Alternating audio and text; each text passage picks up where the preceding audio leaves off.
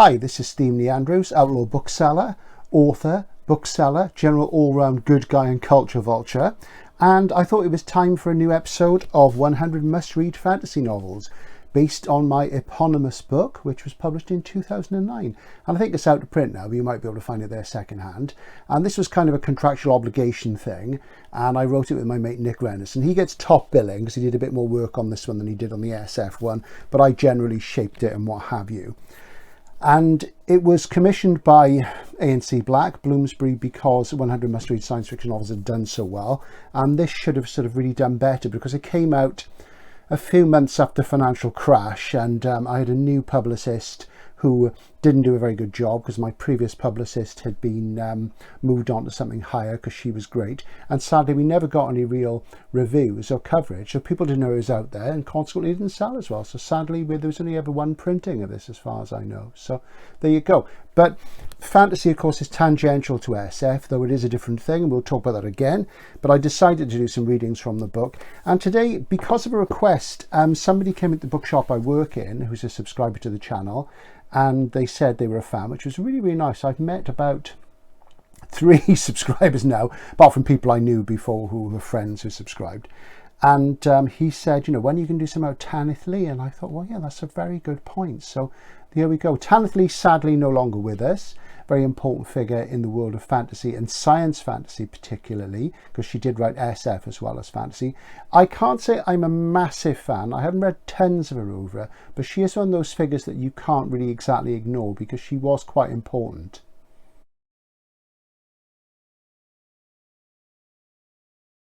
She was born in 1947, I think, and I sort of kind of describe her as Anne Rice before Anne Rice was, though she was a lot broader in her sort of writing.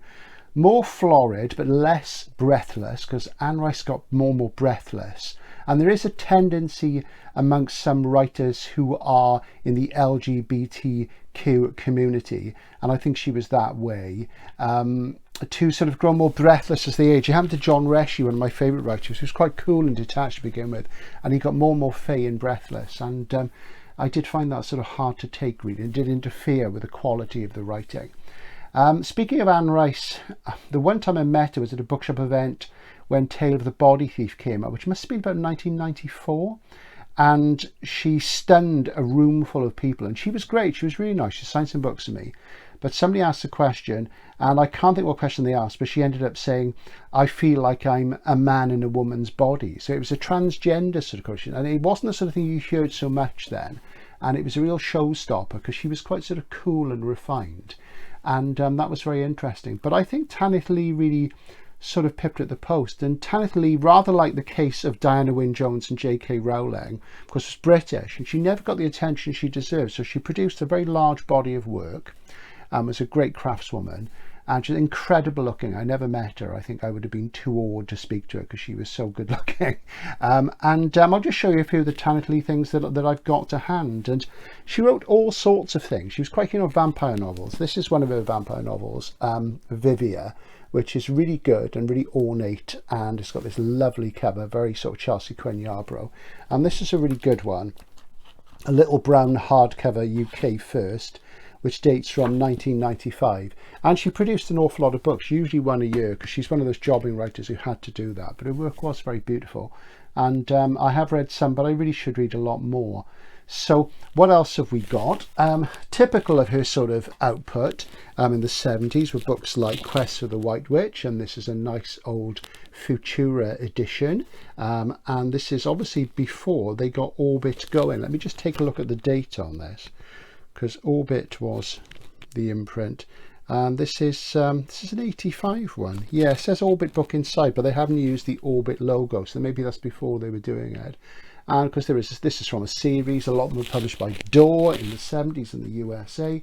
And here's a typical Door title from Tanith: Sabella, or The Bloodstone, which is vampire novel set on Mars, I believe. And, you know, it's, let's just take a look, am I right? Nova Mars, a colony of Earth. So there you are, New Mars. And, you know, she was really adept at melding that whole thing. And of course, the whole school of what we call science fantasy, and I want to address science fantasy at a different stage and talk about it in more depth, really does stem from pretty much the beginning of women writing in the SF pulp magazines, the fantasy pulp magazines, with people like C. L. Moore and Lee Brackett. Though personally I think it stems originally from the work of Edgar Rice Burroughs, the John Carter series, but we'll talk about that more at another time. So today I'm going to do a reading from 100 Must-Read Fantasy Novels and talk about Tanith's series, The Secret Books of Paradise. And this is a limited edition in a slipcase, as you see, published by Unwin, of the first 2 books in the series. So we'll just take a look at these now. And they're very beautiful. These are quite uncommon now. And this is volume 1, The Book of the Damned. As you see, jacketless hardcover with boards and lots of gilt, and very, very beautiful. And this is number 4 of 250. I've got these shades on because I thought I should try and be a little bit goth for Tanith, but the t-shirt of course isn't. So there you go, you can see that. There's a book plate laid in there, which is quite an unusual way of doing limited edition. Normally they would actually get the author to sign a sheet and bind it in, or sign the actual books. Oh, and here, oh, she has actually signed it, and there's a date as well. So I bought these, I think, from Cold Tonnage many, many years ago. Oh, it's possible, because I can't remember, that my mate Jim, who was the rep for Unwin, who lived next door to me, gave them to me. I honestly can't recall, so I've had them a very long time, and that's very beautiful. And this is the second one, The Book of the Beast, which is The Secret Book of Paradise, Volume 2. Green cloth, green board, I should say, as you see, gilt again. Unwin did some fantastic work in British fantasy in the 80s, and at some point I can do a video just about them, and I'm hoping one day to interview my friend Jane Johnson, who was the editor there, who I've known since the late 80s.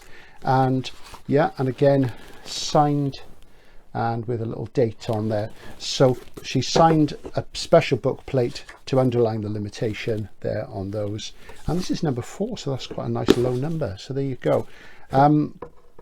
Tanith is quite collectible. Her books are getting harder to find. My friend Graham, he of the stunning SF collection, 10,000 books, is a big fan. So maybe we'll shoot something with Graham one day to show you some more of her work. But there you go. That's the books I'm going to talk about today. There were 4 of these. The third one was called The Book of the Dead, and it looks like this. And the final one, The Book of the Mad, and this is the Overlook Press edition from the USA, which is very beautiful. And the extant version, I think, of the third one is Overlook as well. I can't recall what happened to them with the UK publication, but I remember selling them, the first 2 particularly, at the time, in the late 80s, and they were sort of really quite exciting to sell because they're very decadent and florid. So yeah, so I had the shades on because, you know, say she was a bit of a goth later on, and this t-shirt doesn't really work with Tanith at all, you know. But you know, why am I wearing the scarf? People ask about the scarf. Well, it's actually just for me to clip on the old microphone, which is a good thing, and probably when I move that it'll rattle and crackle and what have you, but you know, it is what it is. And really, you know, she was one of those people who never got the attention she deserved. So I'm going to do a reading from her work for you now. Before I do that, I'll just show you one more book, speaking about Unwin, which I'd almost forgotten. And this is the really, really beautiful Forests of the Night, which is some of her finest short stories. This is very collectible now. And Unwin did this beautiful range of white livery hardcovers, and they moved it into paperback as well, late 80s, and they never really caught on. And that sort of tells you everything about the mass fantasy readership. It's not imaginative. They want things that look the same, that have the same sort of structure and what have you. And Tanith was an artist, you know, and she did things for commercial reasons, but she was an artist. So good on her. And if you ever see this, pick it up, because it's very uncommon, and there's some fantastic stories in there, some of her best ones. So this is what I wrote about the first book of The Secret Books of Paradise back in about 2008. Tanith Lee, born 1947, UK. The Book of the Damned, 1988, from the series The Secret Books of Paradise. Before the gender-bending breathlessness of Anne Rice and the transsexual politics of Storm Constantine, before goth became a uniform, came Tanith Lee. Blessed with the name and the striking appearance of a moon goddess, Lee has remained too much in the commercial shadows. Beginning her career as a children's writer, it was inevitable that a juvenile market would prove too restrictive for Lee's florid imagination.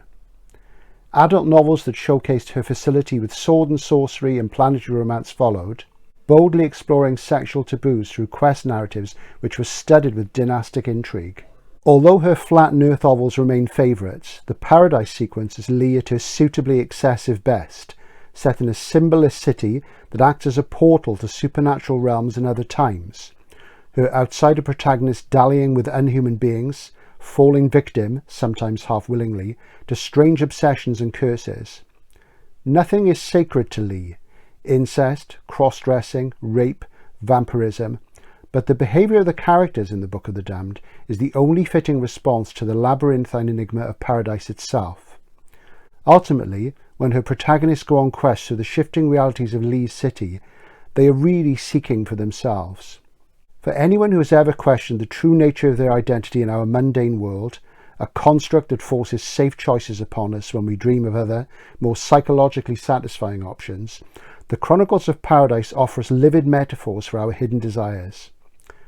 They are also the paragon of dark fantasy entertainment, Lee's lip-smacking prose style proving something to savour, even if the reader cannot relate intimately to the dilemmas of her damaged, transcendence-seeking anti-heroes. So the Book of the Damned was Volume 1, the Book of the Beast, Volume 2, the Book of the Dead, Volume 3, and the Book of the Mad, Volume 4. There was an omnibus edition called The Secret Books of Paradise, though I think it might have been 2 omnibus editions now I look back. So there were omnibus editions. As I say, I'm pretty sure that there were 2 with 2 volumes in each, but I'll need to check that out.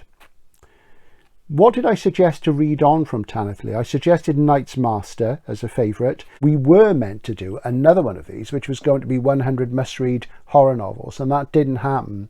I wasn't really that keen to do it myself. My editor wanted me to do it. I wanted to get away from the formula. She talked me into it, and that was going to be co-written with my mate Duncan Bowis, who co-wrote 100 must-read books for men with me. And Duncan was going to front it and do most of the work, because I'd done most of the works on Books for Men. He was going to do about 70% of it. And we spent some time putting a list together, and it would have worked really well because it was just before the teen vampire thing exploded. But when it went to the editorial commissioning meeting, they didn't want it because 100 must-read fantasy novels hadn't performed that well. And as I say, that was due to lack of marketing. It should have, because there hadn't been a fantasy guide published for many, many years in the UK, especially one like this, which does take in popular sword and sorcery as well as the literary stuff. So if you like sort of things like David Eggins' Raven Feast, you will enjoy it. And really, it was a shame because it would have been a good thing to do, even though I wasn't that keen at the time. But of course, as I say, there was a recession going on then. Lots of contracts got cancelled and what have you. So it is what it is. So that's Tanith Lee, The Secret Books of Paradise. Check them out if you can. Give it a try. If you like really sort of florid, as I say, flowery, but intensely sensual and dark writing, you'll absolutely love her. So this is Outlaw Bookseller signing out for now. Please subscribe, like, because it does make a difference. And I'll see you again soon. Bye for now.